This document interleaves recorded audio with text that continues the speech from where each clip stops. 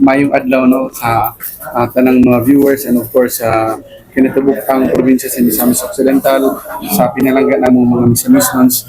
So of course as announced by the good governor yesterday, the provincial team is seeking for re-election all the 10 board members, 5 for each district. Kami dalawa ka congressman, si Gov and si Vice Gov. And siguro kung makita ninyo sa ato ang uniform karon, no, one word would best describe what will be our campaign slogan for this 2025 elections, and that is padayon. No, nasayod naman siguro mo tanan. You have been with us since years back. No, nakita namin ninyo how we work. Kita how we work, especially I mean from the start when I was mayor, and for 3 years, and then for 3 years as congressman. No, we always let our accomplishments, our programs and projects speak for themselves. No, ang atong magipang saad is only at 2019. After that, it was fulfillment of the promises, fulfillment sa ato ang mga assurances to the public, and now ang ato lang masulti is ipadayon nato kanang mga programa, tanang mga proyekto. No, when we talk about programs, of course, our flagship programs, free hospitalization, assistance for persons in crisis, no, of course ato ang major projects, mga infrastructure projects nato, mga kadalanan sa ato ang probinsya, labi na sa Segundo Distrito na anunsyo naman ni Governor. In the last 2 years, we were able to seek or bring in 7 billion worth of infrastructure projects in the second district of Misamis Occidental alone. No, that does not include what we have for 2025, which is part pa sa ato ang unang termino. So for 2025, ang ako lang ma-sure is we are getting at least 3.3 billion worth of infrastructure projects. When I say at least 3.3, because we are working on to get more funding, no, labi na sa dakong suporta sa ato ang two great leaders in the Philippines, of course our President Bongbong Marcos and ato ang Speaker of the House, no, si Speaker Martin Romualdez.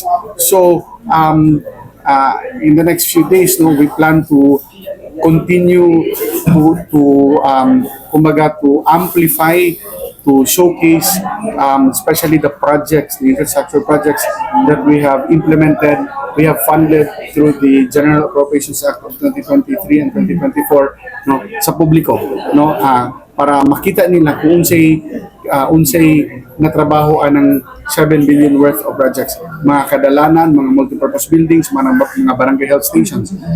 For the barangay health stations, as I promised during our katong ribbon cutting, no, atong niaging Pasko, so our plan is to complete more than 260 barangays of the district, and karon we have already funded based on the 2024 GAA, more than 50 barangay health stations. Next year there will be another 30, so that would be 80. So hopefully before mahuman ang atong ikaduhang termino, no, 𝐂𝐽𝐵𝐷𝐿, mahuman yun ang kanang barangay health station sa Congress Distrito.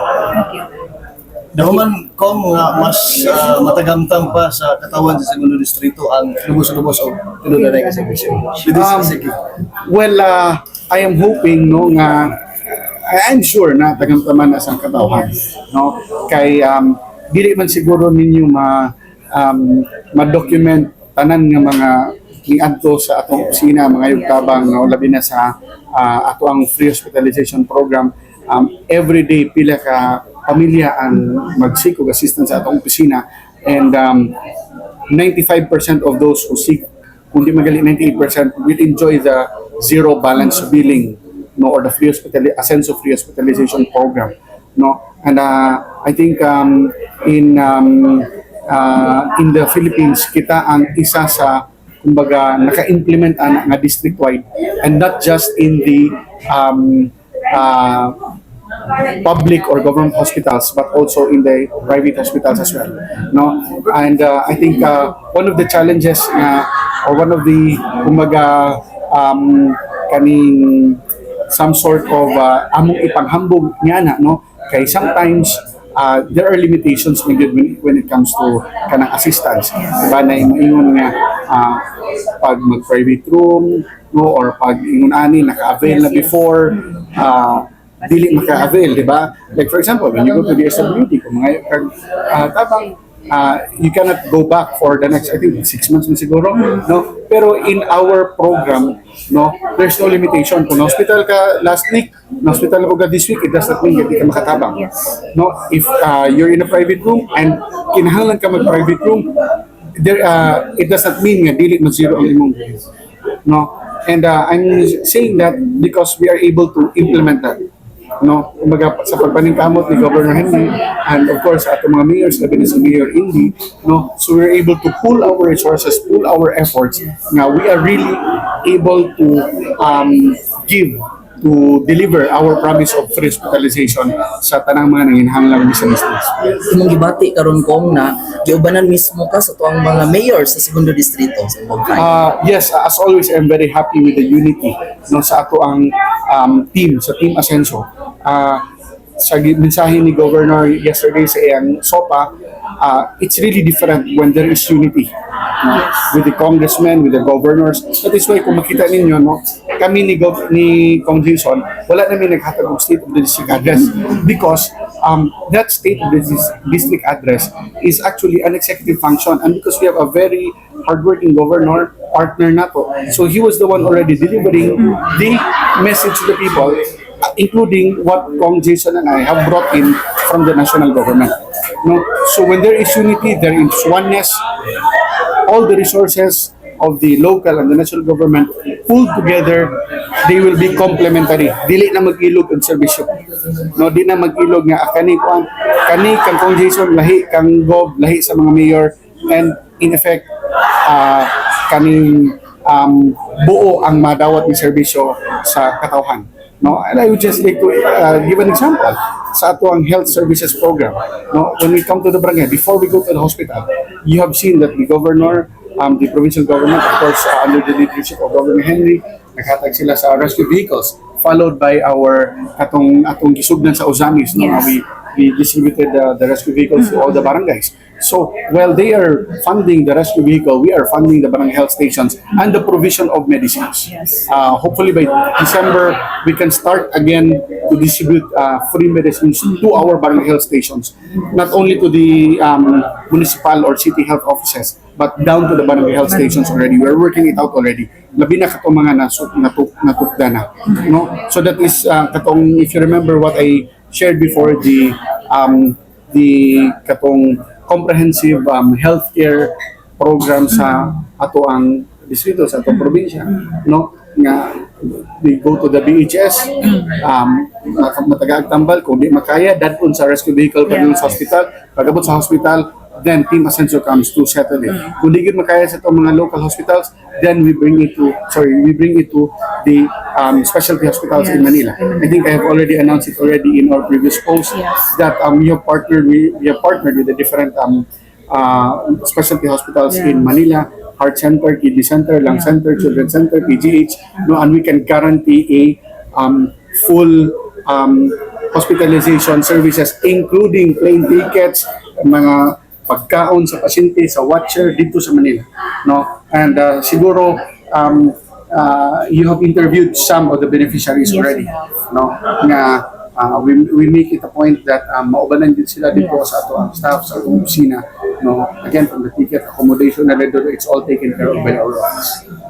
So that is part of our comprehensive healthcare program. So muna gikan sa barangay, padulong kung aha man gali maabdan, no? And that is our commitment, no, nga gusto nato nga masalbar gyud ang kinabuhi sa katawhan, and dili mahimong hindrance or hadlang ang kapobrehon at kakulangon sa pundo para makapagpatambal og tarong ang nanginhanglan or ang nagsakit. Okay, thank you. More questions?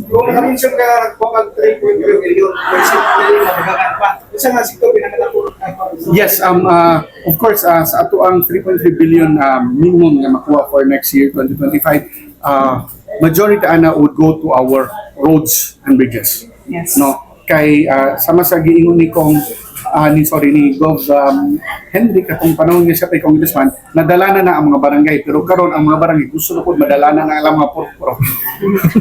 No, so I think I'll